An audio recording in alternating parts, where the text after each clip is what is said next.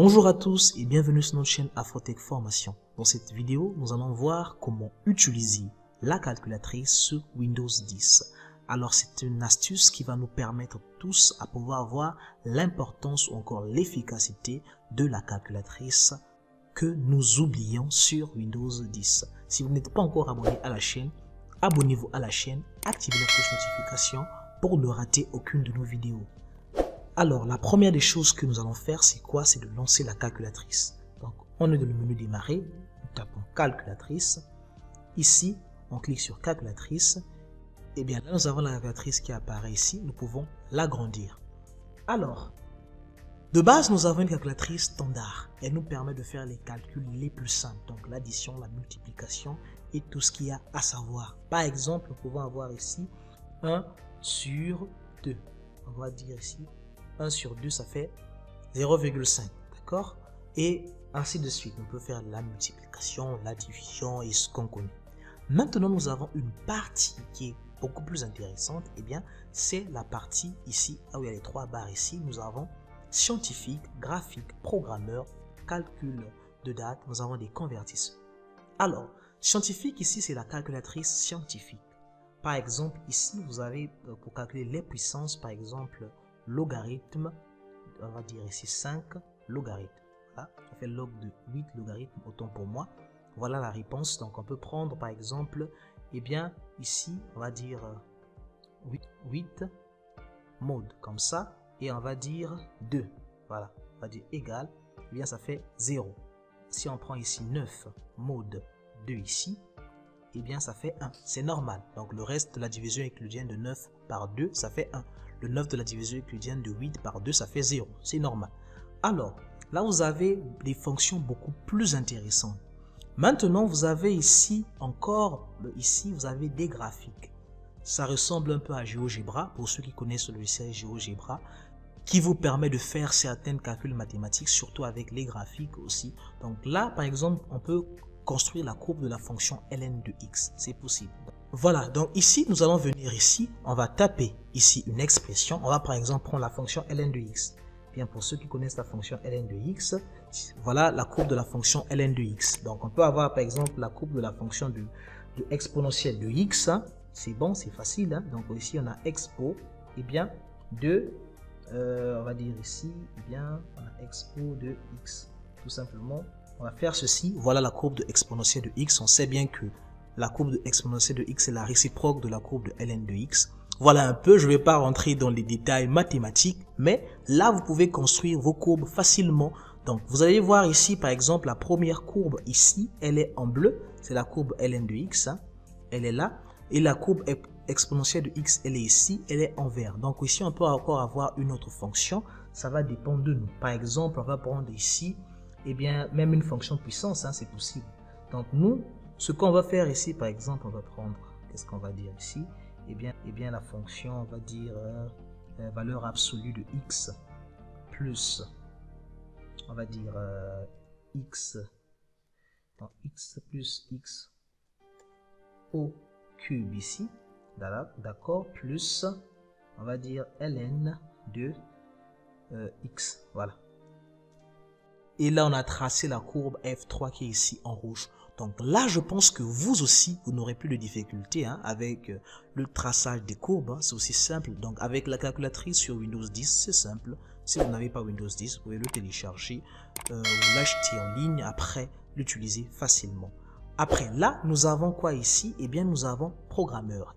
Voilà, un peu pour les programmeurs. Par exemple, pour ceux qui font informatique numérique ou bien ceux qui font l'informatique de façon générale, hein, on sait bien qu'on utilise les bases de numération. Donc, nous avons la base hexadécimale, la base décimale, la base octa, la base binaire. Je ne vais pas vous rappeler tout ça là. En tout cas, mais nous avons la possibilité de faire des conversions. Alors, par exemple, ici, on peut mettre un nombre en hexadécimal et on va voir ce que ça sort en binaire. Par exemple, on va dire ici A, B, 4. Voilà. Donc, en binaire, ça fait ce nombre-là. En hexadécimal, ça fait ce nombre-là. Voilà. La prochaine fois, si vous n'avez pas de connexion Internet, vous voulez convertir un nombre de décimal en binaire, de binaire en décimal, vous pouvez utiliser cette calculatrice-là pour vérifier si le monde est vraiment exact. Voilà un peu. Ensuite, vous avez ici le calcul des dates. Voilà, alors le calcul des dates ici, c'est très important. Eh bien, qu'est-ce que nous avons ici? Par exemple, le 18 mars, hein, c'est normal. Hein. Bon, on va prendre le 18 mars, c'est le jour que j'enregistre la vidéo. Ici, nous avons par exemple, on va dire ici, eh bien le 30, eh bien, on a 43 jours qui s'écoulent entre ces deux dates-là. Par exemple, aujourd'hui, j'avais envie de calculer le nombre de jours entre deux dates et il fallait que j'aille encore sur Internet, que j'aille sur un site. Ça m'a vraiment pris du temps. Or, avec la calculatrice, facilement, vous entrez juste la date de départ ici et la date d'arrivée. Eh bien, facilement, vous pouvez avoir ici le nombre de mois, le semaine, le jour et voilà, aussi facilement que ça. Alors, ici, nous avons maintenant les convertisseurs. Eh bien, voilà, les convertisseurs, c'est très important. Vous avez ici d'abord la devise. Voilà.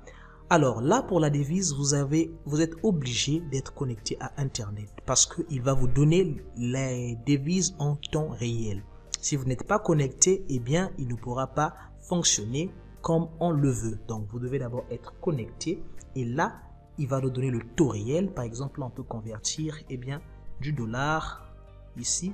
On va dire par exemple, on va pas faire ça, on va dire $1, et bien ça fait 0,90 €. Donc si on prend 1000 $, et bien ça fait 900 €. Ce que je vais faire, je vais changer ici la monnaie. Donc ici, là, je vais prendre plutôt voilà, je vais mettre ça en quelle monnaie déjà? Bon, n'importe laquelle, hein, c'est pas grave, celle que je suis en train de voir ici. Eh bien, on va mettre ici en du franc suisse. Voilà. Voilà, c'est ce que ça donne. Donc, 1000 $, ça fait 932,20 francs suisses. Eh bien, c'est le taux du jour d'aujourd'hui, donc 18/3/2022 à 18 h. Je peux mettre ici, mettre à jour les taux et il va actualiser les taux en même temps. Alors, j'espère que vous avez déjà compris jusque-là. Eh bien, on peut passer donc au point suivant. Vous avez donc là, volume. Eh bien, volume encore ici, c'est très important parce que on nous pose parfois un cuillère à café nous donnera combien de millilitres. Eh bien, par exemple, si nous avons un cuillère à café, eh bien, ça fait 4,93 approximativement millilitres. Donc, par exemple, ici, on peut prendre, hein, on va dire ici, par exemple, le litre. Hein, 1 litre, ça fait 1000 millilitres, ça on le connaît très bien. Voilà, vous pouvez venir ici, par exemple, prendre, eh bien, on va dire du gallon, ici en millilitres. On peut, par exemple, mettre ça, eh bien, on va dire, non, on va dire ça en litres, comme ceci. Voilà, donc vous pouvez convertir et vous allez voir que à peu près égal, vous avez les autres unités ici, hein, que vous avez en bas ici, que vous pouvez voir facilement. Alors, à part le volume, vous avez aussi la longueur. Eh bien, on connaît bien la longueur, hein, les différentes unités que nous avons le pouce, le millimètre, le micron, le nanomètre et ainsi de suite. Donc, aussi simple que ça, par exemple, on peut prendre 1 km ici, et bien 1 km, ça fait 100 000 cm, autant pour moi. Donc, ça va faire 1 mètre, 1000 mètres, voilà. Donc, on peut venir augmenter ici à chaque fois, ou bien on peut effacer complètement, mettre par exemple la valeur qu'on veut, 925, et on a exactement ce que nous, on veut. Et bien, là même, vous pouvez le mettre encore ici. On va le mettre par exemple ce que ça fait. Voilà. Après, ici, nous avons le poids. Eh bien, nous savons très bien le poids, l'unité de mesure du poids, c'est le kilogramme. Et donc là, nous avons par exemple, ici, nous avons des tonnes, d'accord, des tonnes métriques. Par exemple, on va prendre 7 tonnes métriques, ça fait 7000 kg. Et donc, vous avez encore, par exemple, ici, kilogrammes, on peut changer. Hein, vous voyez qu'on peut changer hein, facilement. On peut mettre ça en grammes et ainsi de suite. Après le poids et la masse, nous avons ici la température. Eh bien, la température, nous savons très bien, on peut partir par exemple de Celsius. On a 8 degrés Celsius, ça fait Celsius, c'est normal, hein, ça reste 8. Je vais mettre ça en Kelvin. Eh bien, ça fait 281,15 Kelvin. Voilà.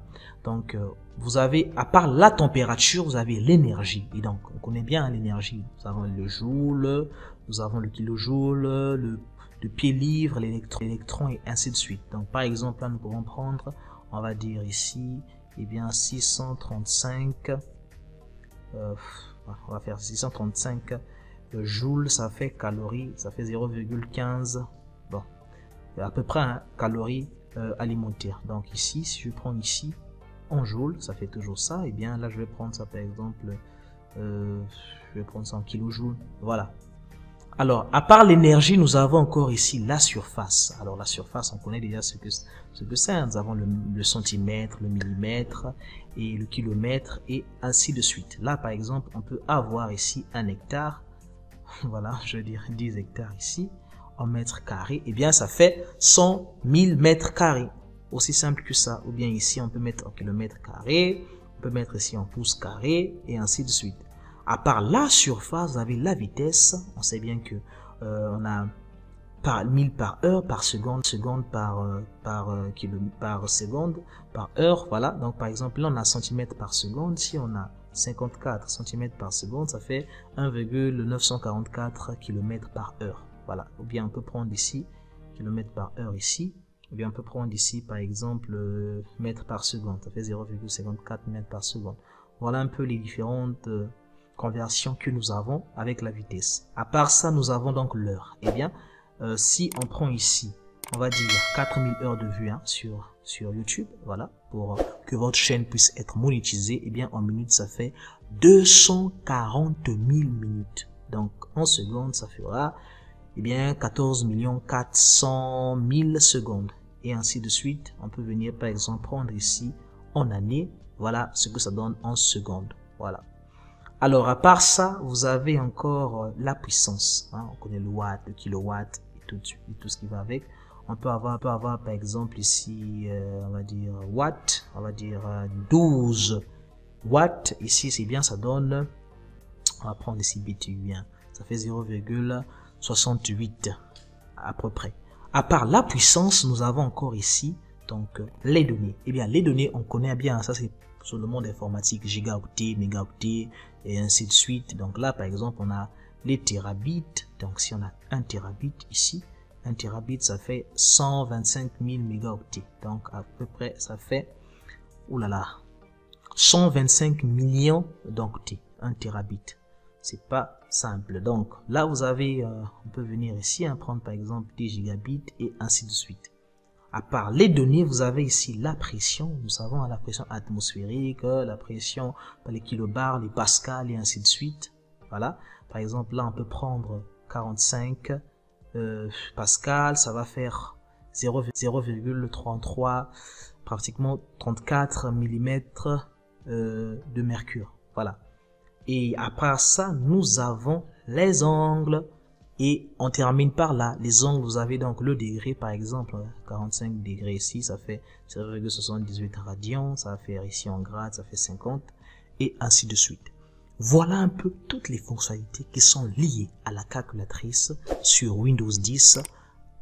Et vous pouvez l'utiliser lorsque vous avez besoin pour faire vos conversions, pour vous rassurer d'un nombre, pour calculer le nombre de jours qu'il reste avant votre anniversaire ou autre. J'espère que la vidéo vous a plu. Si c'est le cas, dites-le nous en commentaire et likez, partagez la vidéo autour de vous. Cela nous aide beaucoup. Merci encore et à très bientôt sur Afrotech Formation.